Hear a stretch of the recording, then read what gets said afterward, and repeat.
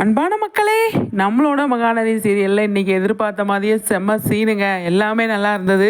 நிறைய விஷயங்கள் நம்மளோட விஜய் காவேரி பேசிகிட்டு இருந்தாங்க. காவேரி வந்து நல்ல நல்ல விஷயங்கள் வந்து ரெண்டு பேருமே விஜயும் காவேரி டிஸ்கஸ் பண்ணிட்டு இருந்தாங்க. ஃபஸ்ட்டு நம்ம நல்ல விஷயங்களை பற்றி பேசலாம், ரெண்டாவது மற்றதை பற்றி பேசலாம். இதில் வந்து நான் நினச்சேன் இன்றைக்கி நேற்றுக்கு மாதிரி இன்றைக்கி எபிசோடில் விஜய் காவேரி மட்டும்தான் வருவாங்க அப்படின்னு. அதில் கொஞ்சம் கொஞ்சம் டிஸ்டர்பன்ஸ்லாம் இருந்தது. அதை பற்றி நம்ம அடுத்தடுத்து டிஸ்கஸ் பண்ணலாம். இப்போ வந்து என்ன நல்ல நல்ல விஷயம் என்ன, அதை மட்டும் ஃபஸ்ட்டு சூப்பரான விஷயத்தை மட்டும் பற்றி பேசலாம் அப்படிங்கிறது தான். காவேரியை வந்து வீட்டுக்கு கூப்பிட்டு வந்தோடனே வந்துட்டு அங்கே இருந்தவங்க ரெண்டு பேர், வேலை செய்கிறவங்க ரெண்டு பேருமே வந்துட்டு அவ்வளோ அழகாக வந்து பேசுகிறாங்க. அந்த காரை விட்டு இறங்கினோடனே அந்த இடத்துல ஒரு ஒரு செம்ம விஷயம் நடந்துச்சுங்க. அழகாக காரை விட்டு இறங்கு, மெதுவாக இறங்கு அப்படின்றது. அங்கனுக்குள்ளே இருந்தவங்க ரெண்டு பேருமே வந்து சூப்பராக வந்து அந்த இடத்துல சூப்பராக அழகாக வந்து அந்த கான்வர்சேஷன் இருந்தது. ரியலாக ரிலாக்ஸாக வந்து பேசுவாங்க இல்லையா நார்மலாக, அந்த மாதிரி வந்து அந்த கான்வர்சேஷன் இருந்தது. அது எனக்கு ரொம்ப பிடிச்சிருந்தது. அவங்க ஹஸ்பண்ட் அண்ட் ஒய்ஃபு வந்து காவேரியும் விஜயும் வந்து அவ்வளோ கேர் பண்ணி பார்த்துக்கிட்டது எல்லாமே அந்த இது செம்ம அழகாக இருந்துச்சு. யார் வந்தாலும் அலோவ் பண்ணாதீங்க, நாங்கள் டைம் ஸ்பெண்ட் பண்ணணும் அப்படின்னு சொல்லிட்டு அவங்கக்கிட்ட சொல்லிட்டு போகிறது வந்து நாங்கள் பார்த்துக்குறோம் ஐயா அப்படின்னு சொல்லிட்டு சொல்கிறது வந்து செம்மையாக இருந்துச்சு அப்படின்னு தான் சொல்லணும். அதே மாதிரி காரில் வர்றப்போ வந்து காவேரி நிறைய விஷயங்கள் ஃபீல் பண்ணி பேசினாங்க.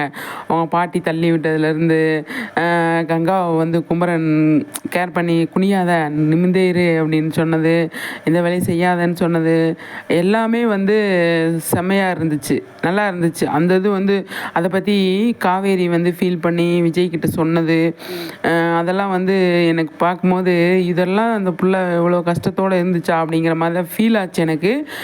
விஜயமே அதை தான் சொன்னார். என்ன சொன்னார் அப்படின்னா, இவ்வளோ கஷ்டத்தை நீ வச்சு மனசில் வச்சுட்டு இருந்தியா காவேரி அப்படிங்கிற மாதிரி வந்து விஜய் வந்து சொன்னார். அதுக்கப்புறமா வந்து இனிமேல் இதை பற்றி கவலைப்படாத, நான் இருக்கேன் உனக்கு, உனக்கு கவலையே வேண்டாம் அப்படிங்கிற மாதிரி விஜய் வந்து சொன்னது. அதுக்கப்புறமா வந்துட்டு வீட்டுக்கு கூப்பிட்டு வந்துட்டு காவேரி கிட்ட பேச வரும்போது காவேரி ஒரு பயத்தோடையே வந்து விஜய்கிட்ட பேசினாங்க. ஒரு கவனத்தோடு இருக்குன்னு சொல்லியிருக்காங்க டாக்டரு கொஞ்ச நாளைக்கு அப்படின்னு சொன்னாங்க. அதெல்லாம் வந்து சூப்பராக இருந்துச்சு. அப்போ அதுக்கு பதில் சொல்லி பேசுகிறாரு விஜய். எல்லாமே வந்து சூப்பராக இருந்துச்சு. என்ன நீ இப்படி இருக்க, நான் வந்து அது ஒரு ரியலாக வந்து நடிச்சிருந்தாங்கங்க. எல்லாமே சூப்பராக இருந்துச்சுங்க. அவ்வளோக்கு அப்பா எனக்கு ஐயோ இன்னொரு தடவை பார்க்கணும் அப்படிங்கிற மாதிரி தான் இருந்தது. நேற்றுக்கு எபிசோடு இன்றைக்கி எபிசோடு கண்டிப்பாக வந்து இன்னொரு தடவை கண்டிப்பாக பார்த்து தான் ஆவான். அந்த மாதிரி ஒரு எபிசோடாக அமைஞ்சிருச்சு. அவ என்ன காவேரி அப்படின்றாரு விஜய் வந்து, வா இங்கே வா, பக்கத்தில் வந்து உட்காரு, என்னோடு நீ டைம் ஸ்பெண்ட் பண்ணணும் அப்படிங்கிற மாதிரி அழகாக வந்து சொல்லிட்டு இருப்பார். அப்போ வந்து நிறைய விஷயங்கள் பேசுவாங்கங்க. எப்படி ஹஸ்பண்ட் அண்ட் ஒய்ஃப் இது வந்து டைலாக் எழுதி கொடுத்தா அவங்க கூட இந்த மாதிரி பேசுவாங்களா, அது உணர்ச்சியை வெளிப்படுத்த. அதாவது ஹஸ்பண்ட் அண்ட் ஒய்ஃபுக்குள்ளே வந்து இந்த மாதிரி டைமில் வந்து இது இப்படி இருக்கணும்னு நினச்சேன், அப்படி இருக்கணும், இப்படி வெளிப்படுத்துவாங்களா அப்படின்னு ஒரு சிலர் வெளிப்படுத்துவாங்க. ஒரு சிலர் வந்து கொஞ்சம் மூடியாகவே இருப்பாங்க, வெளிப்படுத்த மாட்டாங்க இல்லையா. ஆனால் இவர் வந்து சூப்பராக டைலாக் அழகாக வந்து கொடுத்துருந்தாங்க. எல்லாமே செம்மையாக வந்து பண்ணியிருந்தார் அப்படின்னு தான் சொல்லணும். அந்தளவுக்கு சூப்பராக வந்து அழகாக வந்து பேசியிருந்தார் விஜய். அவ்வளோ அந்த குழந்தைய வந்து வயிற்றில் காதை வச்சு கேட்குறது, அது வந்து கங்கா வந்து பண்ணாங்க இல்லையா, அதை வந்து காவேரி சொல்லி ஃபீல் பண்ணுவாங்க எல்லாத்தையுமே. அப்போ வந்து விஜய் வந்து காவேரியை கூப்பிட்டீங்க வா அப்படின்னு கூப்பிட்டு அழகாக வந்து அவங்கக்கிட்ட அதெல்லாம் ஷேர் பண்ணிக்கிட்டது.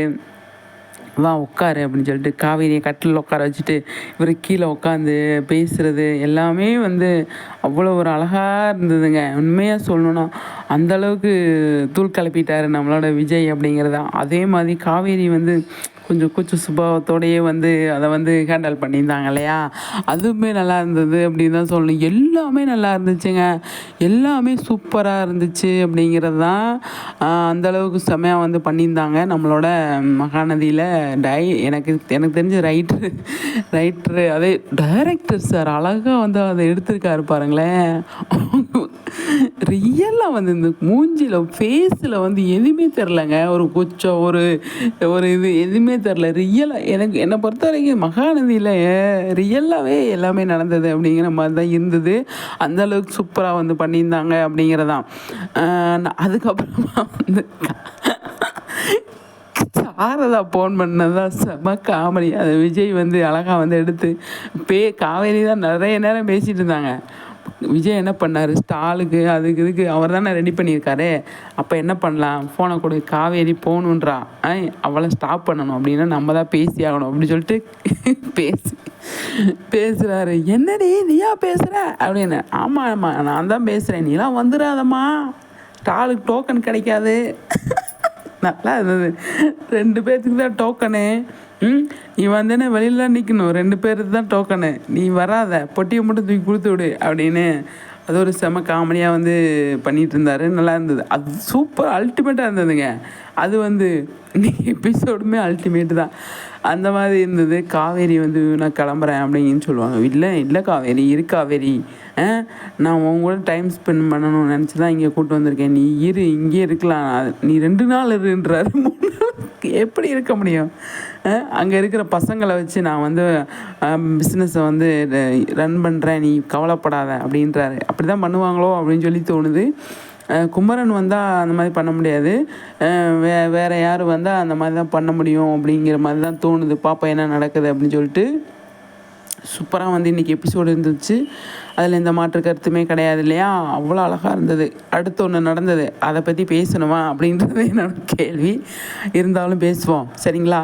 என்ன அப்படின்னு பார்த்தீங்க அப்படின்னா, ராகினி அவங்க அப்பா வந்து அவங்க மாமாவை திட்டுறாங்க. எந்த மாமாவை? வெண்ணிலா மாமாவை திட்டுறாங்க. நீங்கள் ஏன் போய் நாங்கள் தான் சொன்னோன்னு சொல்கிறீங்க அப்படின்னு. நீங்கள் தானே சொன்னீங்க, அதனால தான் அவன் வந்து என்னை வந்து கழுத்து பிடிச்சி நெரிக்க பார்த்தான், அதனால தான் நான் வந்து சொன்னேன் அப்படிங்கிற மாதிரி அவர் வந்து சொல்கிறாரு. அப்போ வந்து இதுக்கு வேறு வழியே இல்லை, இதுக்கு ஒரே ஒரு வழி தான் அப்படின்னு சொல்லி பசுபதி சொல்கிறாரு. என்ன அப்படின்னு சொல்லி பார்த்தோம் அப்படின்னா, நம்ம வெண்ணிலாவுக்கும் விஜய்க்கும் கல்யாண ஏற்பாடு பண்ணணும், அப்போ தான் அவன் வந்து அடங்குவான் அப்படிங்கிற மாதிரி சொல்கிறாங்க. அதுதான் கல்யாண ஏற்பாடு. அந்த கோவில் சீன் வந்து விஜய்க்கும்